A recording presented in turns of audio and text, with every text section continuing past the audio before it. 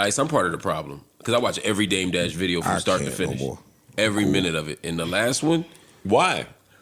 Because you know the entertainment that's coming. There's entertainment, and I'm a little OCD. It's not even entertaining no more. Go ahead, it's a little entertaining because now I'm like, because it's taking different moments. First it was I don't talk about Homeboy. Then it was I only talk about Homeboy because y'all keep asking. Then I'm gonna answer, but I ain't gonna say nothing bad because I still keep it G because I'm And now it's like reasonable doubt. That's just mid. It was trash. Yeah, it seems like a new phase. I like Dame. I really like Dame. I think Dame is one of the most influential people we've had. And I think when Dame gets in his bag, Dame is smart as shit and could really give you some gems. I don't like seeing him like this. This was bad. It seemed like he was a little under the influence too, but I ain't like this. It was bad. Yo, nigga's whack. Nigga can't dress. Nigga ain't got no swag. No stage show. Bro, he said stage show trash. Yeah. He said, "I'ma always be broke, but I'ma spend it." I think saving money's for suckers. That's what he said. That's the message he pushed. He's just saying anything at this point. He's not just saying anything. I think he's trying to protect it. I think he's trying. Yeah. Go ahead. I'm with you. Like I think that we speak without speaking. Yeah, on a podcast. I think that now because the knock is that he broke, and so now it's almost like you putting it out intentionally. I'm intentionally broke. I think he's got some people after him too, right? Like yo, I ain't keeping no money. I think that shit. Like I make mad money, but I'm gonna always spend it on myself. I'm gonna always spend it into my next projects and all that other. Because Dame's thing is, yo, I spend my own money for all of my business ventures. I'm not borrowing money. Yeah. So he's saying, yo, I make my money and I throw it back out to further my business ventures. I don't know. When you just start talking about Reasonable Doubt was whack, shit ain't do nothing, all that other shit, I just think that's trash. Yeah, nobody's listening to Jay-Z. Nobody cares about Jay-Z. Like, he went on. He kept going. He said a lot of shit. He said it was over. He said it was over for Jay when he started wearing the button-ups. Yeah. Like, that's when it was over. That's when it was over. Nobody putting on Yankee fitted with dress shirts and cufflinks. Yeah. A lot of people were. And niggas was putting on everybody. That shit influenced the whole generation. A little place called New York. Niggas was outside with the Yankee. You go to the club, everybody was dressed like that. Stupid ass. He just come off bitter, and it's like, no, you never want to come off bitter or jaded. Now on the internet, and that's what I don't like. There was a moment where it came off like, I'm above the fray. I'm keeping it P. He's not. You know what I mean? I'm better than that. Whatever happened over there. Now it comes off like bitter. It comes off as angry. There's a petty. Jealous. I won't say he's jealous, but it's just coming. It's coming off as petty. I'm not trying to speak for how Dame feels. I'm just saying for how it comes off to me as a viewer. Who like you? I have a lot of respect and admiration for Dame. So when I see this, even him coming at Cam, and I know they're doing it back and forth, but just going in about his designer teeth and my dentist got more Ferraris than yours. Like that's not the flex that you want to be saying. Bro, it's not the flex after you almost spit your motherfucking your mitt across the room. Like, you the one that's talking and that shit. You know what I mean? So how can you talk about this nigga Cam teeth and your joints holding on by Velcro in a wet mouth? Yo. Fuck. Dame come off to me. We and I don't know him, but just his moves and stuff comes off like the ex that is super bitter, and anytime you do something, anytime there's some positive news about you, they got to jump out. We hear something this whole Reasonable Doubt 30, the Yankee Stadium show, all of this. Now I have to stomp on this as much as I can. Yeah, he said that's why I gave it up, because they weren't worth shit. Da, da, da, da. Right. It was a lot. He threw in some gems. That Harvey Weinstein story was actually pretty entertaining. He's talking about going into business with them on that club or whatever. Harvey never paid his $70,000, but Harvey was like a freak doing weird shit in the kitchen. Like but he was talking about how he kept Harvey like his little nigga, making fun of him while the other rappers was kind of sweating Harvey. Like he's projecting something, but these are the kind of stories that I think if he turned into a memoir, like an actual book or even a doc film, where he's straight to camera. He's not gonna hire you, yo. Yeah, you see what he's doing. Nah, he's right not though. Hiring you, Mark. Dog, that's the stuff. I wouldn't let him hire me, man. He's not my daddy. Boss is, man. It's like calling him my daddy, dog. I mean, man can't work for another. That's man. true. Work for another man. That's what he said. The stories and experiences he can share, only he can, and he could run his movie like that. Right. But he got to let some shit go to do that. Like, what But the problem is, and I don't know his financial situation, but it seems like based on the platforms he's going on, that people are paying him a cash amount to go on these platforms and talk and give it up. And everybody's like, look, I'll give Dame X. I don't know what X is, but I'll give Dame X. I'll get my views, and you tell me talk about these same people over and over again. It looks like a cash grab and it doesn't look good. I'm not saying, again, I could be wrong, but that's what it looks like. Yeah. He been on that cash grab. It's a hustle. What else he gonna do for money? Here's out the Dame. What else he gonna do? Anybody see any of the Hove and New York Times interview? The 30, I saw some clips. 30 No. songwriters. The one that kind of went the most viral is this clip about aging in hip hop. Essentially, Yeah. is how I took it. I'll give you a little clip here. You're not playing. There we go. That's why hip hop became so big, because everyone wanted to feel those feelings. Voice. I tell people all the time, never fight against the future. Future's coming. Artists, they were trying to recreate something that was already done, but they're not connected to it like that. They're not living it and breathing it. They were fighting against gravity as opposed to telling their story. We needed that other side. We needed to hear about what happens when you have 4 successful albums. What happens? What is that feeling like? How do you make the next one? How did you get in the studio? How are your kids? How do you interact with them as this hip hop dad? But if you're trying to make young music and you're not young, it's gonna be inauthentic, and people can feel that. You can smell it. So the best thing that anyone can do, like going through music, is to tell their story, and just keep creating from that space. Now, How do you feel about that? How do I feel about it? Yeah. I agree. I agree wholeheartedly. Yeah? And I'm not even an artist. Yeah. I mean, I've been saying that for ages. Yeah. I agree for the most part, but we also have gotten a lot of good music with lies. Oh, wait, I didn't think he was saying don't lie, don't tell lies. Oh, okay. He's saying grow with your music though. Yeah. I agree with that. Or if you're a real artist, you can incorporate what you are going through in your real life in your music.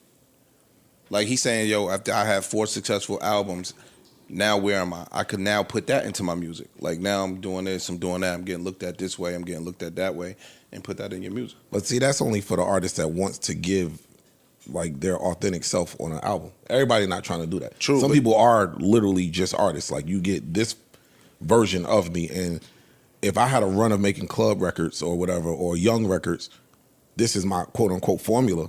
This is successful. Yeah, but then when you get to be 45 or 50 years old, the relatability and the disconnect is there, and now you don't have an audience because you're still trying to make young records. I might still have an audience though. I might if I'm still making good music. I think you look stupid. I think you look stupid if you're 50 years old and you making songs about the same shit that Glorilla and Sexy Red are talking about at 50. I think you look stupid, and I think it does come off as you not being authentic or you not being genuine. Having an audience nowadays is how people rationalize being inauthentic, and I don't understand that. True. Yeah. Like, all right, you got an audience. Yeah. You inauthentic. Yeah, you saying But a bunch what of I'm saying shit is that you don't even agree with. Well, It's hard though. to a successful act, they might be okay with that. Ain't that what they That's say the other about part I'm saying. Like they might be fine with. He's Okay, not cool. refuting I'm that. inauthentic. My goal here wasn't to necessarily. Some people come into hip hop wanting to be themselves, wanting to be the best, whatever the case may be. Some people come in here saying, "Yo, I want to make a shit ton of money, and if I can find a lane where I can make a shit ton of money, I'm gonna stay in that lane and make a shit ton of money until I can't anymore. Then maybe I'll do something else." But I think it speaks to the I think it speaks to the longevity of the artist too. Because again, relatability is a thing. We like Jay-Z because in some points Jay-Z is relatable to us. But that's us as older us. That's what goes to what Dame is saying. The kids don't fuck with Jay-Z because nothing he says is relatable to them. Cool, but I still have a 30-year fan base that I can still sell a product to. And just in fairness to Dame also conceded. He said Hope's not supposed to be making young people Yeah, music that relates to him. He said exactly. People Can were we not say saying- Dame name again for the rest of this broadcast? For sure, but I just didn't want to. It sounded like we was dragging. Like I didn't want to Let's misrepresent. drag him. People were saying that For what he Jay-Z said, I didn't want to drag him for something he didn't say. Oh, let's lie on him. Go ahead, Mona. People were saying that Jay-Z was talking about Drake. And I hated that. It's I like don't like everything that. ain't got to fucking revolve around Drake. Like Right. that. I mean, Drake is 40 though. But he didn't. everybody's 40. You heard what Jay-Z said? I'm Jay-Z. Yeah. That's the answer to that. Hey, Mona. He was talking about Drake. I disagree. I don't think so. I don't Yeah. think Definitely. He wasn't talking to nobody but Drake. Mind you, so, and I no. think it's bigger than just Drake is 40s Could have been talking because about Ye a little bit too. especially after this whole but after this whole thing with Kendrick is like he looks more authentic inauthentic than he ever has. So it's like it goes along. I think the with shoe it. fits a lot though, because I mean I hear a lot of demos from people that send me songs and they might be our age ish, and it's like, why are you trying to make some young shit? Yeah, Like, I think. I think the shoe fits on a lot of feet. Yeah. But to that point, the biggest foot might be Drake or Ye. I just know him a little bit, so how I interpret his shit is just, nigga, I know who you're talking to. Or not talking to, because like I said, I'm Jay-Z, but I know where this is. Let me give you an example. Future's 42 years old. Future makes music for who? He does not make music from You're right. 42-year-old success, I agree. and it still works. People, if Future came and dropped I hate to use the analogy, but if Future came and dropped the 444, niggas would hate that. I don't Some wanna hear people that. might appreciate it, but Future makes Niggas that hate music. it. different, though. Niggas that But hate no, it. well, what I'm saying is he has his lane that he has been successful in since he got in that lane. I hate the 444 analogy too, because I it's hate it. like I hate it, it's but- about like going through family shit. know, and I these know. people don't necessarily have wives and children. Do and- you have another example outside of Future? I mean, Like, think for a second. It's some Like, I just like to hear some. Chains. he's kind of matured it up a little Yeah, bit. he's- I he was makes gonna grown say man him. music. And look- I was gonna say him, but his last few, he makes grown man he's music. matured And it up. has it been as commercially successful? Oh, maybe not. No, maybe no. not. Well, but that's not because it's Yeah, subject, Yeah, subject I don't nature. think so. He grew a lot since Titty I think Boy. that's just artist life, Shelf life. shelf life. Yeah. That's what I said though. I think that the longevity of the artist you could tie directly to. You could keep your fan base, bro. It's people that have been listening to the Joe Budden podcast for 10 years and have grown with the podcast. Right. I think because the podcast has changed and shifted. If you were still coming and doing with the same exact shit you might have did 10 years ago, you might have lost a significant amount That's of that true. fan base. But it's grown a lot. Got get what more I'm saying? political, more thoughtful. Like, You get what I'm saying? Like, I just think that. I A think lot more with Jay-Z, doctory. Yeah, for sure. man, I think some people, Juicy J, I think some people just stay in their lane, and this is what's working for me, and this is the type of music I'm gonna make. This is what my fans come to me for, and See, I'm not moving. I love that because I have a second clip from this interview that I really liked a lot that did not go viral, but he kind of talks about that. This is what we deserve. Like I said, those are the ingredients that go in the song. Whether it be about, a big yacht or the Lexus, bragging about money. Those are just props. That's not the engine. That's not the emotion that my music is running on. But once you get into the interior of the song, what you're hearing is the same thing you're gonna hear from, someone who has some integrity, morality, questions about religion, questions about who you are as a man, relationships, your legacy, your children, the fears that they're gonna have, whatever karmic debt that you put out there and how, that's gonna affect your family. Those are the real themes.